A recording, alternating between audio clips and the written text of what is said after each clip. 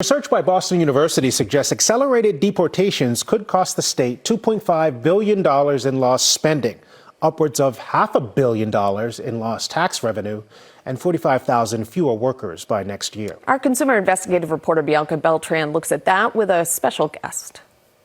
We're now joined by Elizabeth Sweet, Executive Director of the Massachusetts Immigrant and Refugee Advocacy Coalition, or MIRA. Now, the numbers that we laid out give an overview of the potential economic impact of immigration policies, but it's important to remember that these numbers represent people.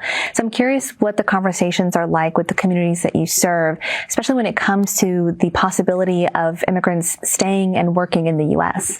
The conversations are so incredibly difficult right now.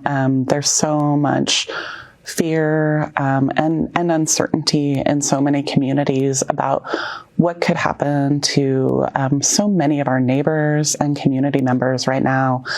I think some of the hardest conversations we have are particularly in mixed status families where there might be a parent who's undocumented, raising U.S. citizen children and trying to figure out what would they do in the event of being arrested, and what would that mean for their family, for their children, and their future.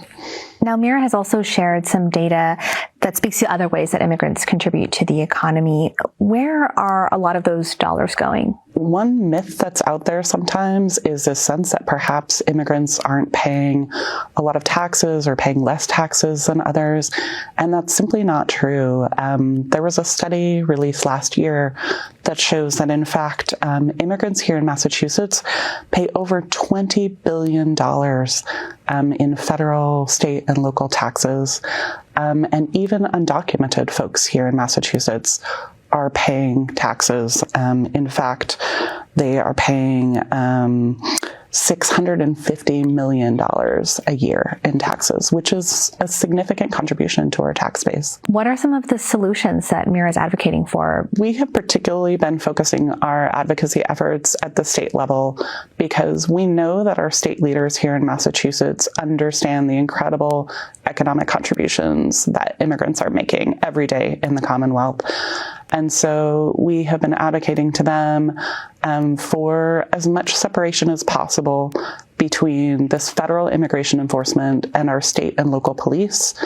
We've also been advocating for funding to fund immigration legal services so that more immigrants who are caught up in this have some kind of due process and ability to make out their case to stay. Elizabeth Sweet, Executive Director of MIRA, thank you so much for joining us. Thank you.